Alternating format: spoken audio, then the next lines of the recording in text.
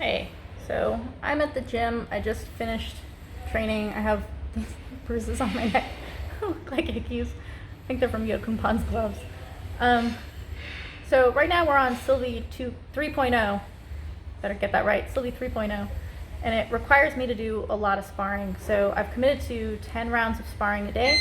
I get 6 rounds with Yokunpan in the morning.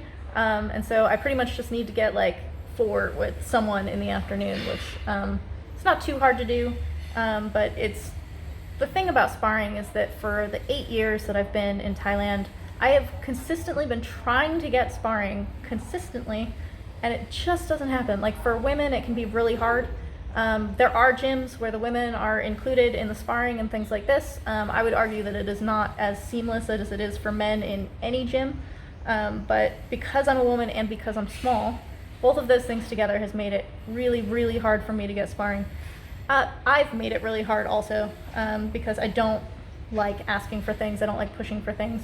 I have a bad attitude about things I don't like doing. So a lot of these things have been factors going into why it's been really hard for me to get consistent sparring in the years I've been in Thailand. But now I'm very, very committed to it. It's been a couple of weeks that I've been getting 10 rounds every day, and some days more. Today, I got 15 rounds, and I'm dying. I did 6 rounds in the morning with Yodkunpan, which sparring is just really emotional for me. Like, I have this like really intense inner coach, and when I'm feeling not good in the things that I'm doing, I get really in my head about those things. So instead of like, that's okay, you don't have to win, you just have to like work on these things. I know that in my head. I know that to tell myself that. I don't necessarily do it super well all the time. So I'm fighting through things on multiple levels. When I spar with someone like Yodkunpan, it's great because he's not that much bigger than me and he has a lot of control, so I'm never worried he's going to hurt me. But the dominance is very, very real that he puts on me, and when I have to push myself through, it's fucking real. Like, it is 100% fight energy. It's very intense. And so that's very hard in the morning. And then I came this afternoon, and they had me sparring with Sun, who used to be a clinching partner of mine, but he sprouted. He's very tall now. I'm 46 kilos. He's probably 56, something like that. He's quite tall. So they had me spar with him for 5 rounds. Surprise, like I didn't know this was going to happen. And that was good. I got to work on quite a few things with long opponents, which can be really, really hard. But I was just in my own head about it. And then after that, I went with my normal training partner, or normal sparring partner, who I get in the afternoons, who's the opposite of Sun. She's very short. But this is the thing about this sparring experience and why I'm talking about this, is that one thing about mental training is that you kind of want to like learn to get away from extrinsic motivators and like kind of, I'm trying to learn how to feel my way through things. Like one of the things that can get me through these incredibly hard rounds with Yodkunpan is literally just feeling my shoulders going up. It's like how a dog's tail goes up, like in confidence. When my shoulders go up, it's confidence. It's like puffing my chest, and I can actually, just by changing my root, which is your like composure,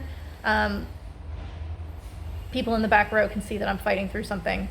On the same token, I can totally land amazing shots and slump my shoulders and tail goes between my legs. It's like nobody cares what I just did. The reason I'm talking about intrinsic and extrinsic and like why, like what something feels like versus what something looks like, is that I felt like my sparring with Sun was just a fucking like mess. But Ajahn Gimyu, who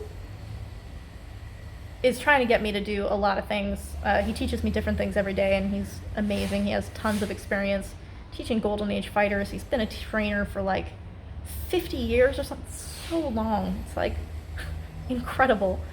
He was so excited from my sparring with Sun. He was so complimentary, like unbelievable complimentary, and not in a like, I'm gonna make you feel good about yourself, but like talking out loud, like that was incredible kind of thing. I don't want to depend on other people to make me feel good, like, because I don't want to be pleasing other people, like, oh, give me your approval or not, like, did I do good or not, like, is this painting any good? Like, I want to be able to appreciate it myself, but I also need to learn that what something feels like, because I'm crazy and my inner critic is a fucking bitch. If I'm like, that was awful, I'm terrible, and someone's like, that was awesome, you're incredible, it's probably somewhere in the middle. Like, it is not one or the other. And Yodkun Pan was incredibly complimentary this morning. He actually has been every day. He's like, you're getting better every day. It's crazy. He has no reason to lie to me. Like, he honestly doesn't. He tells me when I'm not doing things well, so he has no reason to pretend like I'm doing something well that I'm not. So that's what I'm kind of thinking about and working on today, is like not depending on other people to let me know whether something is good or not, but believing people if they tell me that it's good when I feel differently about it, just because I have tendencies to be incredibly hard on myself. So you can feel good in your jeans and check the mirror, I guess, is the way to look at it. So that's my post-fight vlog, for post-training vlog for today. I'm clearly very, very tired. That's good. I did this.